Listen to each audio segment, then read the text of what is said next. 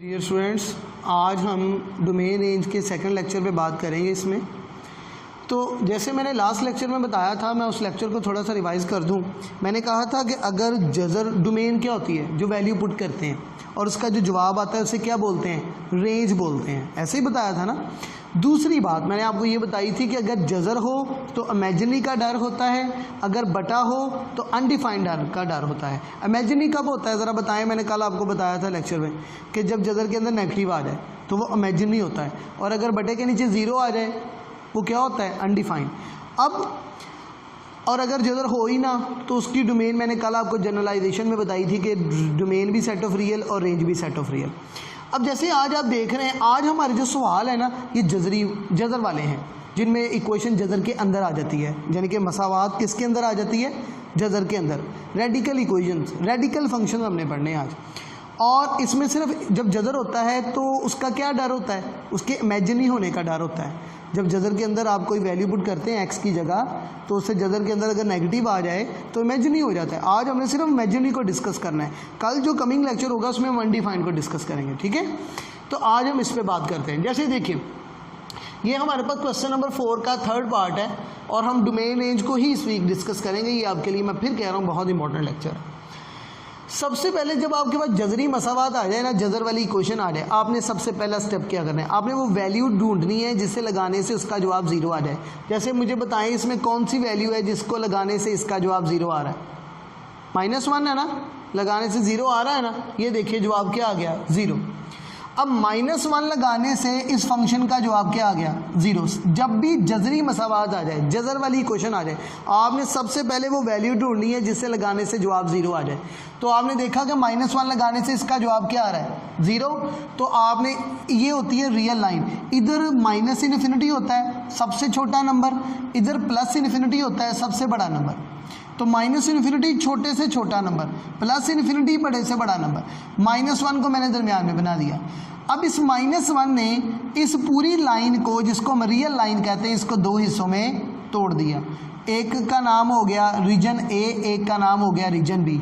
Reason ए, अच्छा ये interval लिखने भी आने चाहिए, हमें ये भी नहीं आते। रीजन ए हमेशा लेफ्ट साइड से छोटे से बड़े की तरफ जाते हैं। तो रीजन ए है माइनस इन्फिनिटी से -1। माइनस इन्फिनिटी छोटा नंबर है बेटा, बहुत सारी बातें आपको आनी चाहिए। जब आप इधर जाते हैं तो नंबर छोटा होता जाता है, जब आप इधर जाते हैं तो नंबर बड़ा हो जाता है। तो बेटा और इंटरवल लिखने का तरीका क्या है, छोटे से बड़े की तरफ, छोटे से बड़े की तरफ जाना है, लेफ्ट से राइट जाना है। ये पक्का असूल है, ये कभी भी चेंज नहीं होता। तो माइनस इन्फिनिटी से -1, ये रीजन ए है, ये एक इंटरवल हो गया। -1 से इन्फिनिटी, ये दूसरा रीजन है, ये दूसरा इंटरवल हो गया। रिपीट करता हूँ, सबसे पहले आपने वो वैल्यू ढूंढनी है जिसे लगाने से जवाब क्या आ जाए, ज़ीरो आ गया। कौन सा नंबर लगाया, -1, उसको आपने ले लेना है। अब एक उससे छोटे वैल्यूज़ हो गई, एक उससे बड़ी वैल्यूज़ हो गई। जो छोटी वैल्यूज़ हैं वो रीजन ए कहलाएंगी, वो कहाँ से कहाँ तक हैं, वो माइनस इन्फिनिटी से -1 तक हैं। एक उससे बड़ी वैल्यूज़ हैं, उसको हमने रीजन बी कहा, वो कहाँ से कहाँ तक हैं, -1 से इन्फिनिटी तक, ये बड़ी वैल्यूज़ हैं। अब हम बात करते हैं, डोमेन हम ढूंढ रहे हैं अभी फ़िलहाल, रेंज बाद में हम बात करेंगे। अब मैंने लिखा जी फॉर रीजन ए, रीजन ए में से आप कोई भी वैल्यू लें। देखिए बेटा, वैल्यू लेना एक आर्ट है। मैंने आपको जो नोट्सों पर वैल्यूज़ हैं ना उससे डिफरेंट वैल्यूज़ ली हैं ताकि आपकी अच्छी प्रैक्टिस हो। माइनस इन्फिनिटी से -1 के दरमियान आप कोई भी वैल्यू ले सकते हैं, कोई भी वैल्यू ले सकते हैं। मैंने लिखा फॉर रीजन ए, टेक कोई भी वैल्यू ले लें। -1 से छोटा क्या होता है, -2, -3, -4, -5, -6 ऐसे है। तो -1 से छोटा कोई भी नंबर आप ले लें। तो मैंने -3 लिया। रीजन ए में से आपने कोई सा एक नंबर लेना है जो आपको अच्छा लगे, उसे उठाना है और उसे आपने ओरिजिनल फंक्शन में क्या कर देना है, पुट।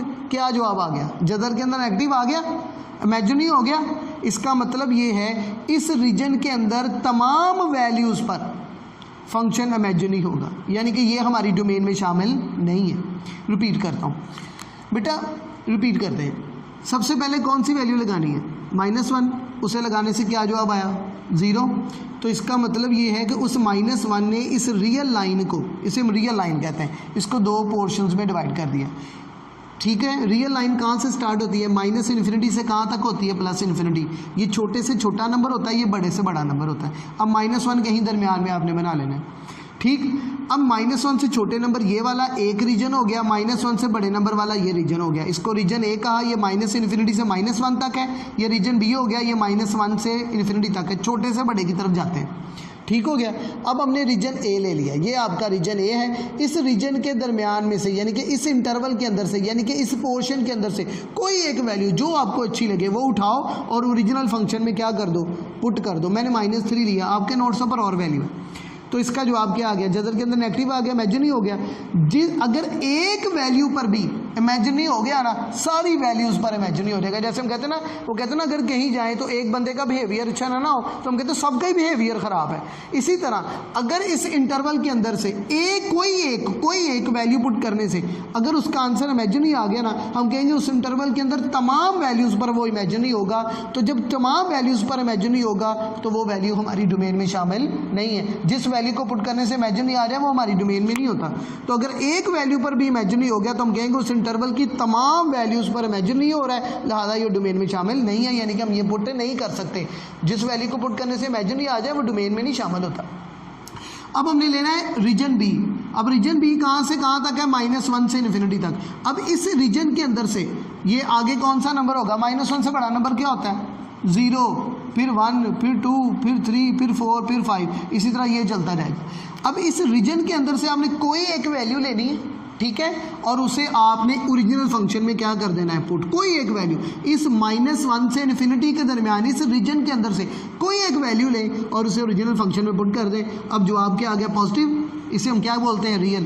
तो जब जवाब रियल आ जाए इसका मतलब है वो हमारी डोमेन होती है, यानी कि हम वो वैल्यूज़ पुट कर सकते हैं। अगर उस पोर्शन के अंदर से एक वैल्यू पर भी जवाब रियल आ गया तो तमाम वैल्यूज़ पर रियल होगा, और अगर एक पर भी इमेजिनरी आ गया तो तमाम पर इमेजिनरी होगा, ठीक है, हो गया। अब हमने -1 से इन्फिनिटी तक ये रीजन लिया, इसके दरमियान में से कोई एक वैल्यू लेनी है, उसे ओरिजिनल फंक्शन में पुट करना है। अगर जवाब रियल आ गया तो हम कहेंगे उस पूरे रीजन के अंदर वो रियल है, और जब जवाब रियल आता है तो वो वैल्यूज़ हमारी डोमेन में शामिल होती हैं, यानी कि वो वैल्यूज़ हम पुट कर सकते हैं। ये बात बड़ी इंपॉर्टेंट है।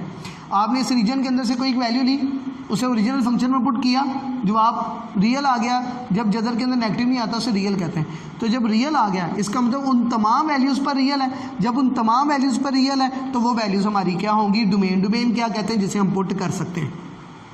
अब इसका मतलब ये हुआ कि हमारी डोमेन जो है ये हमने कंक्लूड कर ली, ये हमारी डोमेन है। लेकिन इसमें एक प्रॉब्लम है। क्या प्रॉब्लम है? हमने इसमें छोटी ब्रैकेट लगाई हुई है। छोटी ब्रैकेट का मतलब क्या होता है? कि वो नंबर शामिल नहीं है। लेकिन आप देखें कि -1 लगाने से क्या जवाब आ रहा है? 0। 0 भी रियल है। इसका मतलब ये है कि हमारी फाइनल डोमेन होगी -1 शामिल है और इन्फिनिटी तक, इन्फिनिटी के साथ छोटी ब्रैकेट।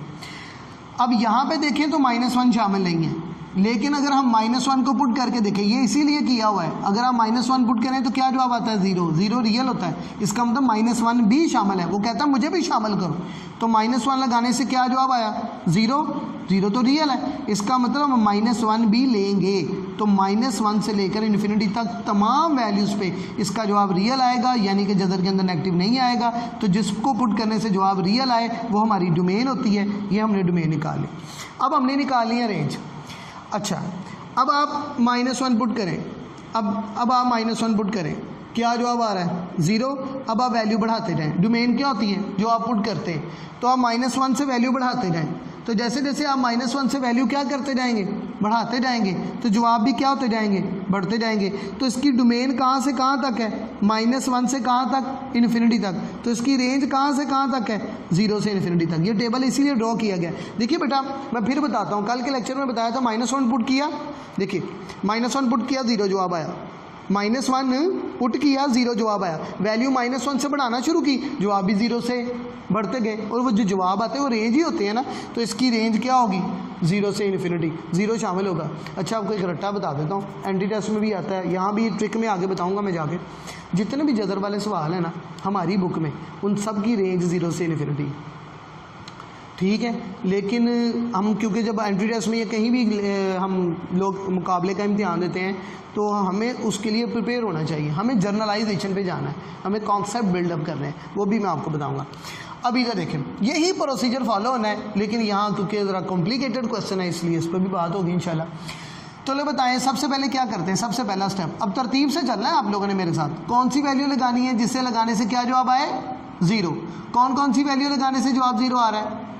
-2 लगाने से भी जवाब 0 आ रहा है, +2 लगाने से भी जवाब क्या आ रहा है? 0। अब एक नहीं 2 वैल्यूज़ हैं, इन जिन वैल्यूज़ को लगाने से जवाब 0 आ रहा है ना, वो आपने ले लेनी है। आपने सबसे पहले सोचनी है वो वैल्यू जिसे लगाने से 0 जवाब आए। एक -2 लगाने से 0 जवाब आ रहा है, एक +2, तो आपने -2 भी ले लेना है और +2 भी ले लेना है, दोनों को लगाने से जवाब क्या आ गया? 0। ये जो 2 नंबर है ना, ये इस रियल लाइन को पोर्शंस में डिवाइड करेंगे, उनको आपने रियल लाइन पे बनाना होता है। जिन नंबर्स को लगाने से पुट करने से जवाब 0 आता है, उन नंबर्स को आपने रियल लाइन पे बनाना होता है। सबसे छोटा नंबर, सबसे बड़ा नंबर, इधर -2 होगा, इधर +2 होगा, दरमियान में कहीं 0 भी होगा। इसके दरमियान में क्या होगा? 0, -1 1, उससे आगे क्या होगा? 3 4 5, ऐसे चलता जाएगा। इसी तरह -3 -4 -5 -6 चलता जाएगा, ऐसे होता है। तो बात ये होती है कि आपने सबसे पहले -∞ लेना है, फिर +∞ लेना है। यहाँ आपने -2 बनाया, यहाँ आपने +2 बनाया। जिन नंबर्स को पुट करने से जवाब 0 आ रहा है, आपने उनको रियल लाइन पे लिखना होता है। तो -2 को मैंने इधर लिखा क्योंकि ये छोटा नंबर है, +2 को मैंने इधर लिखा, ये बड़ा नंबर है। अब कितने रीजन बन गए? 3। सबसे पहला रीजन कौन सा है? ऐसे लिखना है, लेफ्ट टू राइट। तो -∞ से -2 एक रीजन, -2 से +2 तक दूसरा रीजन, +2 से ∞ तक तीसरा रीजन। ये छोटे से छोटा नंबर, ये बड़े से बड़ा नंबर। तो ये -∞ से -2 एक रीजन, सॉरी -2 से 2 दूसरा रीजन, 2 से ∞ तीसरा रीजन। अब इस रीजन के अंदर से बड़ा सीधा सीधा मैं आपको फार्मूला समझाने की कोशिश कर रहा हूँ, बट टॉपिक ये अच्छा है। तो इस रीजन के अंदर से आपने कोई एक वैल्यू लेनी है और उसे ओरिजिनल फंक्शन में क्या करना? कोई एक, इस रीजन के अंदर से आपने कोई एक वैल्यू लेनी है और उसे ओरिजिनल फंक्शन में क्या कर देना है? पुट। अब मैंने इस रीजन के अंदर से कौन सी वैल्यू ली है बताएं? -4, उसे ओरिजिनल फंक्शन में पुट किया, क्या जवाब आया? रियल। तो जब जवाब रियल आए तो उसका मतलब क्या होता है? वो वैल्यूज़ आप पुट कर सकते हैं। तो जब वो वैल्यूज़ आप पुट कर सकते हैं तो वो हमारी क्या होती है? डोमेन। तो जनाब मुबारक हो, हमें पता लग गया है ये हमारी क्या है? डोमेन। लेकिन अभी ये आधा काम है। तो इस रीजन के अंदर से आपने कोई एक वैल्यू अपनी मर्जी की लेनी है, उसे ओरिजिनल फंक्शन में पुट करना है। अगर जो आप रियल आ गया, पॉजिटिव आ गया, इसका मतलब वो हमारी डोमेन है, यानी कि हम उन वैल्यूज़ को पुट कर सकते हैं। तो डोमेन मिल गई, बाकी भी चेक करने पड़ेंगे। अब -2 से 2 ये कौन सा रीजन है? Region B.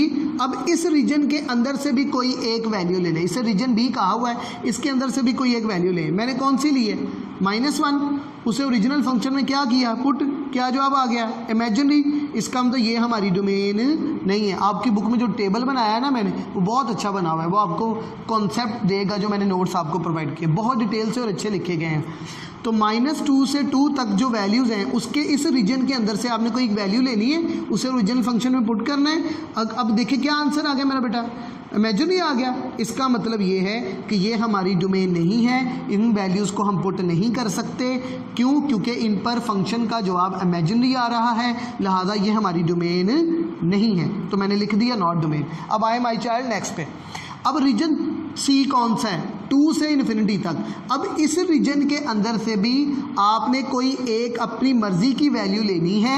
मैंने 3 ली है, उसे आपने ओरिजिनल फंक्शन में पुट करना है। अगर जवाब पॉजिटिव आ गया यानी कि रियल आ गया, तो इसका मतलब है हम उन वैल्यूज़ को पुट कर सकते हैं, यानी कि वो हमारी डोमेन होगी।